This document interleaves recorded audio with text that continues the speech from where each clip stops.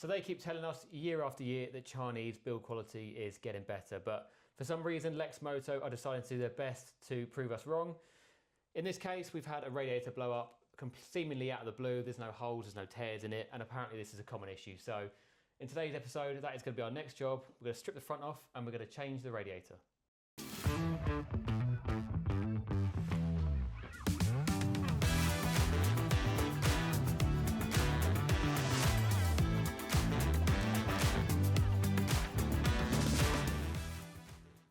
Okay, welcome back to the 2/4 YouTube channel. You join me and my partner Adele. Hi. And today we are going to be changing the radiator on her 2022 Lexmoto LXS. Now, a little bit of a random one this, in that seemingly the radiator has just decided to let go completely all by its own. From what I've been reading with sort of the internet forums, this is kind of a commonly known issue. There was some guy on there that said he'd been through his 4th radiator in 3 years, so I can imagine this isn't the last time we're going to be doing this job, but seeing as that is the case, we're going to try and get a bit better at it. So today we've got to pretty much strip the entire front of the bike apart. Now again, similar to the first date night, Adele is going to try and do this, well, the majority of this on her own. So she's already know how to strip the front fairings off, so she's got to do that. Then we've got to drop the front wheel out so we have a bit better access to the radiator. And then lastly, we've actually got to pull the radiator itself out. So again, a little bit of a learning curve for Adele again today, but we'll just jump straight into it. Okay, so first step when changing the radiator is that we, ideally just for space, we want to remove the front wheel. Now, this is quite a simple job. First thing we're going to do is take off the calipers. So you've got 2 bolts that hold it on here. And then they should just, as you sort of pull back, the caliper should just sort of slide off the disc, a bit like how they do on a car. And you can just sort of tuck them up in here so they don't hang on the brake lines. Then next step is you've got one really long spindle that just sort of runs all the way through the wheel like that. Imagine sort of through the center.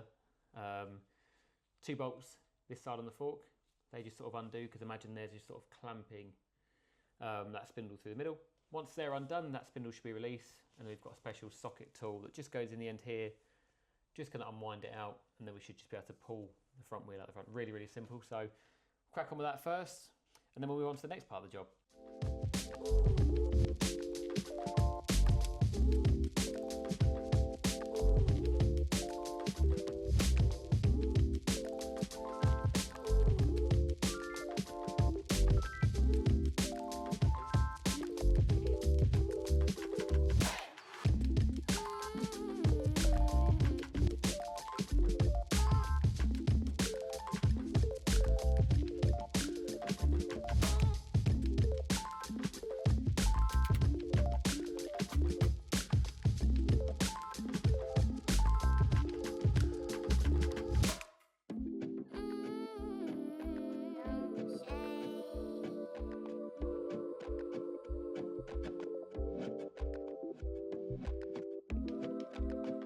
Okay, so now we've undone these 2 Allen keys here. The last thing we need to do is just get the spindle out of the wheel. So, come over to the drawer of wonders.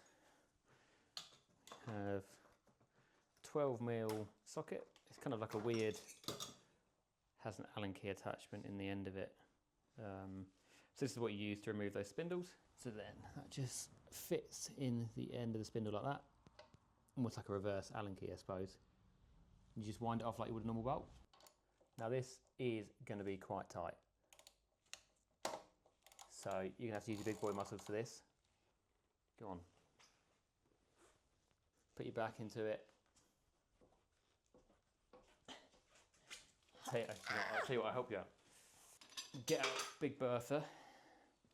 Fucking Big Bertha? Yeah. What do you do with that? That'll give you a little bit more leverage. So instead of that, you just take the ratchet off.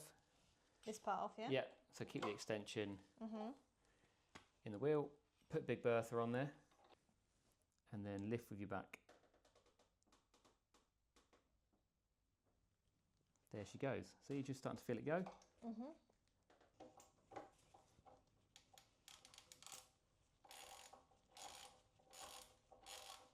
So come the whole way out? Yeah, so only a certain amount of that is threaded. It's not threaded the whole way through. Okay, so now that we've got to sort of the end of the threaded points on the actual spindle itself, you can see sort of in there, there's these threads.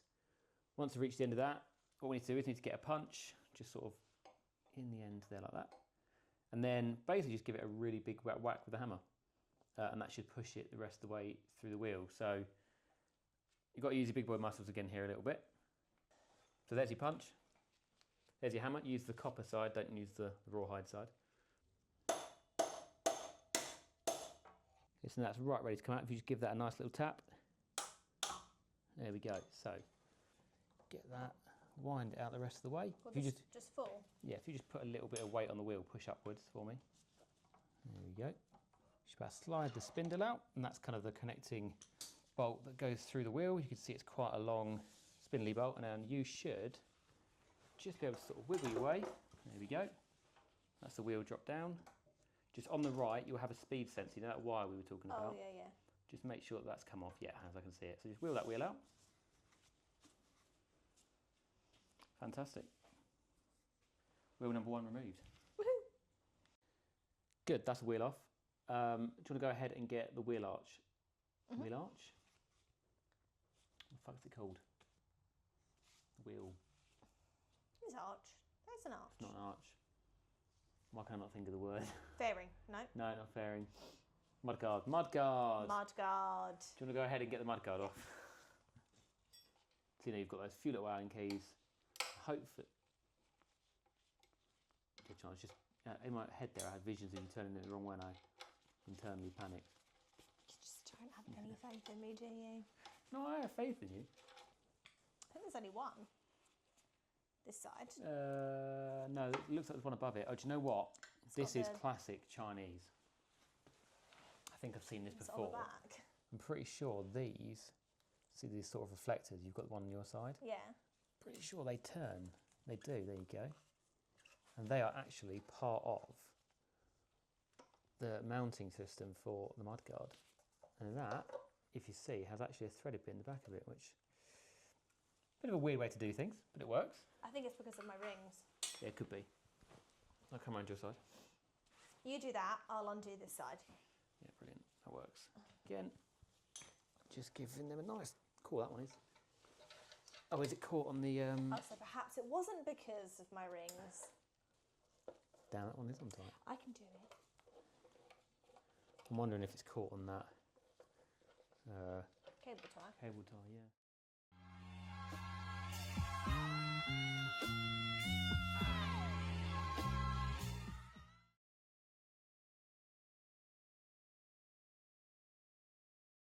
Okay, so we're at a pretty good spot. We have got the front wheel out and we've got the front mudguard off. Did, as usual, live up to its Lexmoto quality in the fact that you have these little reflectors on the side of the forks. They sort of just sit, but they actually double as a bolt for the mudguard. As you can see in the bottom there, it's got that screw. And the other one had welded itself to the fork. So that has unfortunately snapped off. So that's another job that we're gonna have to tackle. But for now, we're just gonna focus on today's job of getting the radiator off. In the previous video, Adele managed to get the front fairings off on her own. So her challenge for today is repeat it, do it again without my help. We'll film her, we'll see what she does along the way, see what she does right, see what she gets wrong. Hey. Time to crack on. Time to crack on. You got this, I believe. Where's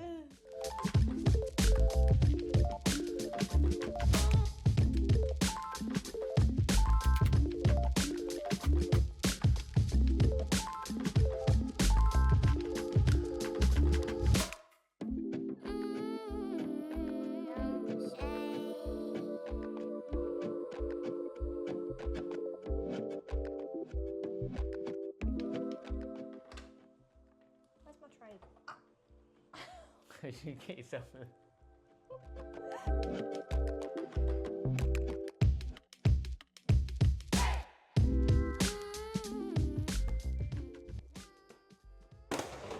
Whoa, that was the whole thing in one go. And I didn't break any clips. Well, I mean, it works. Woohoo! Good, that's the other panel off. That one was a little bit more awkward. We have a couple of broken clips along the side there, but we'll try and repair them today. Just try and super glue them together because that's just going to cause loads of issues in the future. And we've no doubt got this apart again. Yeah, we're in a good spot. Now we have the entire front of the bike stripped down. You can see we've got front wheel removed, front mudguard, both fairings, and you can see the radiator is nicely exposed under there. So that's what we're replacing today. First things first is we are going to remove it at the lowest point. Now the reason you want to remove it at the lowest point is so that the most coolant can drain out of the system. So I'm going to undo it from this hose just up there. Hopefully the camera's focused on it. Just on that system there, so then we can let it drain out, get the old radiator off, put the new one on. What you want to do now is just sort of crack the nut off. You can see on that lowest hose there. If we can get the camera's focus, lovely. So now if you just crack that off, eventually you should feel that's got enough give in it. Yeah, it should be fine now. You slide that up, and now you're going to have to try, and it can sometimes be a bit of a tough ask. How the hell are you supposed to get this off? So pass me the screwdriver, I'll show you. You want to just up in there, just give it a little twist, try and break that off. Don't need to go up too far. Go up to the next bit. Break it off. Around. And now you can actually hear it starting to click as it's coming away. It's just where the components in the coolant are actually mixing with the cheap Chinesium, and it's reacting, so it's forming that almost impenetrable seal that could honestly guard Fort Knox. Oh, there you go, I can see a bit of fluid. Ready? Ready? There you go. Oh. Well, that is That's like a flaccid penis. A little bit disappointing. I beg your pardon? That's not what I had in mind at all, to be honest. So every time I turn the cap on the radiator, a whole load more coolant comes out. Ready? It's like turning on a tap. Oh. There you go. It's obviously just where the air's coming back through and forcing it back through the system, but that's fine. Okay, good. So we'll leave that to kind of just drain for a few more seconds. That should hopefully get all of the coolant out of the radiator. We'll keep an eye on this reservoir up here. Yeah, you can hear it. So that is essentially this top-up reservoir working, where it's draining it back in into the coolant. Oh, that's cool. Because that's all that is. It's just an expansion tank. Mm. So let that drain off for a few seconds. Then we'll look at getting the rest of the system off.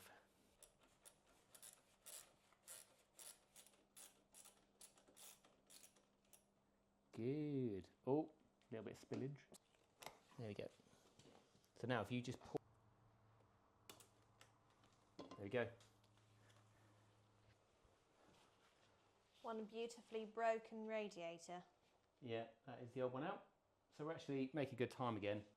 Should fly through the second half, so we've got to get that in the bin, get the new one out, basically just reverse exactly what we did. So get it in the bin. yeah, doing all right. Okay, so as you've seen, we're doing pretty good. Actually, we're at a good stage. The new radiator is ready to go on. We're not going to show you every step of us putting it all back together because you've seen it all come off, but what we will show you is how we're going to fill the coolant system back up, properly bleed the system, start the bike, make sure there's no issues. So we're just going to crack on because it's getting a bit late again, throw this all back together, and then we'll catch up with you in a second.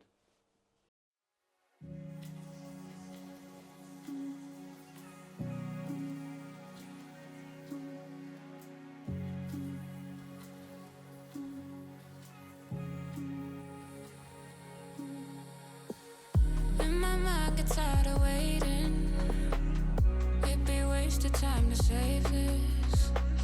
Is it so wrong? I wanna walk away from all the changes. Need to switch up my thoughts now. Need to cut off my ties now. I've been living a lie, is there really a life? Don't try to save me. I'm done with patience. I'm running. You can see the coolant level is like a nice level now. So what we'll do is we'll give the bike a 5-second little warm up, just enough. If you keep an eye on that water level, Adele. Oh, sure. Yeah. You know what it reminds me of? What? Remember SpongeBob and the power plant when it was all green? Not SpongeBob, Simpsons. Oh yeah. Does that Nuclear sound colour? waste. Yeah, that's the one. Thank you. Okay. What am I looking for? Just watch that level. Just make sure if it completely disappears. It probably will at first. All right. Went down. It's going down a bit. Yeah, good, just keep an eye on that level. No leaks. You smell that WD-40 burning off? Yeah. Toxins. Yeah, I probably wouldn't breathe that in too much.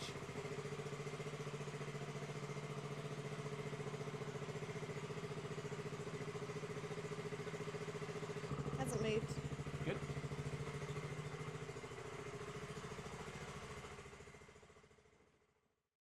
Okay, so what we've now done is let the bike sort of warm up for 5 minutes. Number one, just to make sure there's no leaks in the system and that it was actually getting around the system as we needed it to. And number two, just to make sure that there was no massive air bubbles in the system. So if you kind of feel the bottom half of the radiator to the top half of the radiator, it's kind of a bit more evident that the flow is nice and that it's actually warming up top to bottom. That's all good. So now we're actually going to put the cap on it because it's a pressurized system. To get all around the system, we actually need to put the metal cap on the radiator itself. That's why they always warn you that when these heat up, not to take these off, as they can kind of kablamo out towards you and get you quite burnt. So we're at a pretty good stage, we're almost there. We're just going to chuck some more coolant into the overflow here, just so if it does run out, it doesn't completely run dry and it's got a little top up. So put some more in that, probably let her run for a good 10 minutes, give her some rev, just to get it all around the system. And then fingers crossed, we should be good from there.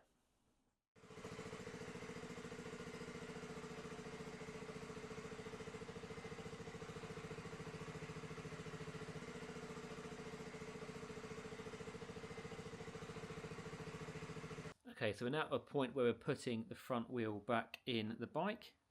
Now Adele's just asked a good question, and the fact is that does it matter when we're putting a wheel back on the bike? And really the answer is yes. Sometimes you can get multi-directional wheels, but majority of the time it is single directional. So if you look at the sort of tread pattern on the tyre itself, you'll see that it's in a very specific sort of direction. So if we put that on the wrong way, it will not be moving water off the road in the correct way when you're travelling. So best thing you can do is, if you just move your hand, you've got that arrow on the tyre. That is the direction of travel. So if you think about it, the tyre is going to be going this way when we're driving along, so we need to make sure that the arrow is following that, which if you can see on the tyre wall there, this arrow is going that way, so we know that the tyre is on the correct way. Also, when putting these back on, we'll often have little spaces, so if you just hold that just go in the end of the wheel, which is basically just a little steel collet that just sits in there, and what that does is it allows that spindle that goes back through the wheel to sort of align and go through the wheel correctly. And then on the other side, with these particularly with these cheaper sort of 125 bikes, we have the speed sensor unit, which is this little unit here. You'll see that it's got sort of two notches on it, one here, and that actually then fits into this side of the wheel, which has two notches, one here and one here. So those two notches will essentially go in the two notches on the speed sensor, and that is how the bike knows how fast it's going. So when you're putting these front wheels back in, all you've got to do is make sure that they are lined up correctly, make sure that all the spaces are back in, and that the direction of travel is correct on the wheel. So this is an issue that we spotted. This little tab here, where my finger is actually the tab where the wheel speed sensor sits. So you see it's got that little notch on the end of it, just there. That actually sits against the fork in that notch there. And it seems like while we've been working on the bike, the notch has moved onto the paddock stand. So we're going to be in a little bit of a tough situation with this one. So it might require lifting the front of the bike. It's a real bugger. So yeah, we'll have to work out what we're going to do here, but we'll get it solved. We'll get it back together. So yeah, I'm going to take the weight. So we've greased up the spindle. Again, that's more just because that makes it easier to slide in, as well as preventing any corrosion. I'm going to hold the wheel up for you.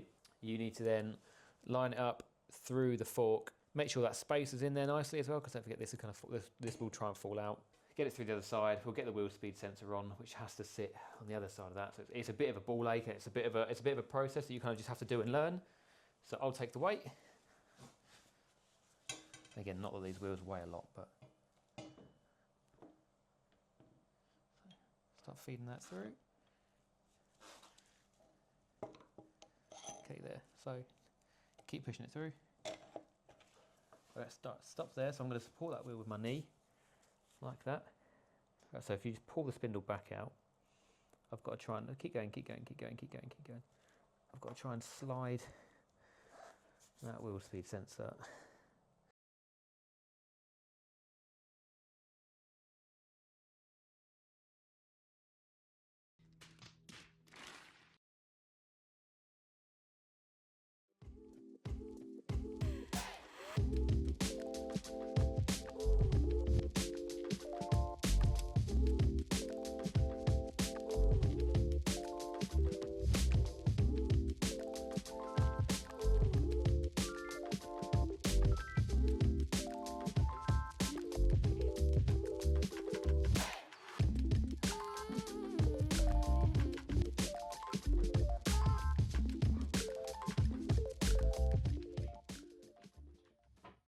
Okay, so that's the end of episode 2 of the garage date night.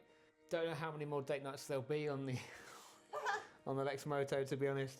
I don't know how much of the process of us putting the front back together is going to be usable. There's quite a lot of swearing, quite a lot of anger. The problem is it's just these Chinese bikes where, although they look good, the build quality isn't there. And this is a whole 3 years old now, so the rust has started to set in and build quality issues are starting to show its face. So it's just one of those things, unfortunately, with these Chinese bikes, that they look good and yes, they're cheap, but there is a reason they're cheap. So while we have been successful, we've got the new radiator on, we've got everything back together. We have left the fairings off for now because, as with the build quality we were saying about, we've had a couple of clips snap and we'd rather we just glued them back on while we have the time over winter. So whilst they cure overnight, you've seen the bike before, you know what it looks like with fairings. It's not going to be a difference. So yeah, I think that's all we've really got to do tonight. Partial success, I'd say. It runs, it holds the coolant. We'll take it out for a full test drive tomorrow to make sure that it holds up. But yeah, all good so far. So any additional comments before we go? My faith in her is not so high. I'm still road safe. I wouldn't send you out anything that wasn't safe. No, but it's worrying that everything breaks so easily on it, and it's responsible for my life. So yeah, it's Chinesium, unfortunately. Yeah, I know, but you know, I think it'd look really good with the mini one of those. Yeah, maybe. Your issue is insurance. Sorry. But yeah, that's kind of the end of the road for issues with Lexi for now, that we know of. We've still got to attach the battery charger tomorrow so that we can store it over winter and keep her safe. But apart from that, we might do some other little changes to her while we've got her now, but don't be expecting anything mega. I think we're both quite bored of working on this bike in the last 2 weeks. So yeah, that'll be it all for now. Thanks very much for watching. As always, please hit the subscribe button and like the video. Share whatever you do to help get our name out. Like I said, when the channel's small, it really helps at this stage. So thanks very much for all you guys who are already subscribed, and welcome to anyone who's new. So thanks very much. We'll see you in the next one. And my mind gets tired of waiting. It'd be wasted time to save this.